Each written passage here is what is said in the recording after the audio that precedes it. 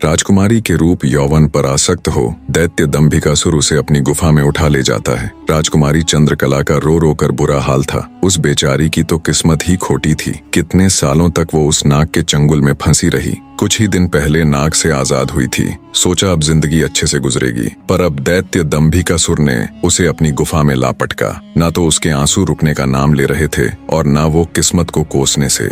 उसकी मनमोहक सुंदरता से अभिभूत दैत्य ने उसके साथ किसी प्रकार का बल प्रयोग नहीं किया। वह उस अद्भुत नारी को जबरदस्ती नहीं बल्कि उसकी सहमति से प्राप्त करना चाहता था। दंभिकासुर ने राजकुमारी से कहा, या तो तू अपनी मर्जी से मेरे साथ रहने के लिए सहमत हो जा, अन्यथा आजीवन तू ऐसे ही मेरी कैद में सड़ती रहेगी। दैत्य की बात सुन राजकुमारी चंद्रकला गुस्से से रोती हुई बोली, मैं तुम्हारे साथ रहने से पहले मरना पसंद करूंगी, और अगर तुम ये सोचते हो कि तुम मुझे यहाँ उठा लाए तो मैं तुम्हारी हो गई तो ये तुम्हारी सबसे बड़ी भूल है। मेरा पति मुझे ढूंढते हुए यहाँ जरूर आएगा और वो तुझे छोड़ेगा नहीं।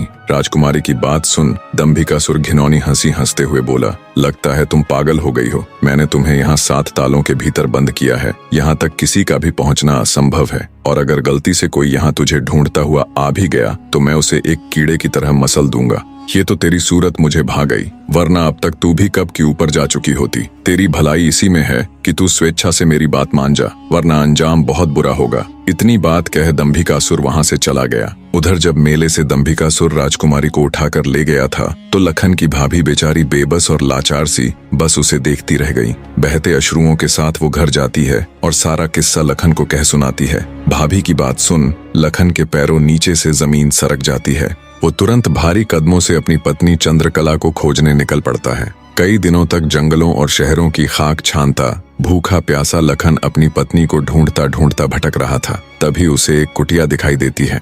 थका हारा लखन जब कुटिया के अंदर जाता है तो उसे अंदर एक साधु बाबा दिखाई देते हैं।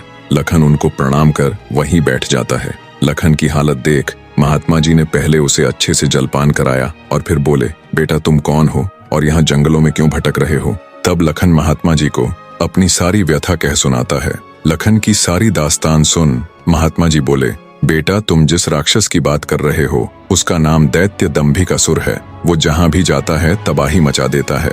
आज तक उसे कोई भी परास्त नहीं कर पाया। जिसने भी उससे मुकाबला करने की कोशिश की वो पत्थर का बन गया। इसलिए मेरी सलाह मानो और वापस अपने घर लौट जाओ, इसी में तुम्हारी भलाई है। उसके पीछे जाकर क्यों अपने प्राण गंवाते हो। साधु की बात सुन क्षण भर के लिए लखन सन्न रह जाता है। थोड़ी देर बाद धड़कते दिल के साथ उठकर वो महात्मा जी के चरण पकड़ लेता है। उसकी आंखों में डर और साहस के मिश्रित भाव थे। बने रहे।